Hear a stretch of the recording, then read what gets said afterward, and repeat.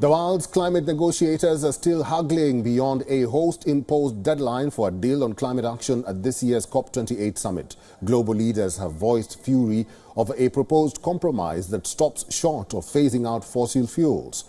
More than 200 countries gathered at the Dubai summit and are aiming to agree on a global plan to limit climate change. Leaders around the world are grappling with how to check the growth of planet-warming emissions. Governments have launched new green or clean energy initiatives in order to wean themselves off fossil fuels. These are all distinct signs that the world is moving towards more ecologically oriented decisions, and the green politics movement is carrying this baton in the political sphere. Here's a report.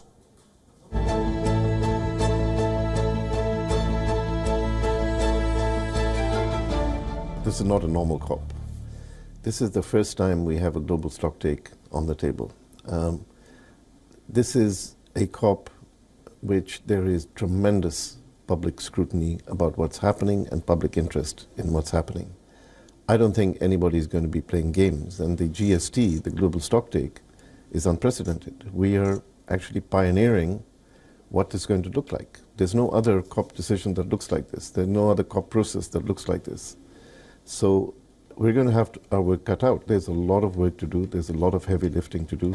Green politics rose as a social movement to shift the global political dynamic to more sustainable directions.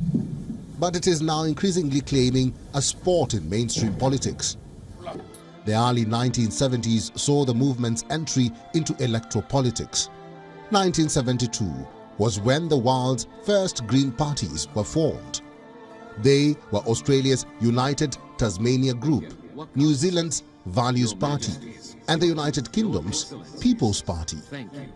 Today, according to the Global Greens Network, there are close to 80 green parties around the world. Greens have evolved from single-issue environmentalists to political parties even capable of winning elections and serving at the highest levels of government. With climate change being a more pressing issue by the day, they are positioned to play a greater role than ever. And since the Finnish Green Party became the first Green Party to enter a European government in 1995, Green parties have been transformed from radical outsiders to mainstays. They are now in coalition in 6 European countries: Austria, Belgium, Finland, Germany, Ireland, and Luxembourg. However, questions persist over the impact green parties can have on climate policy.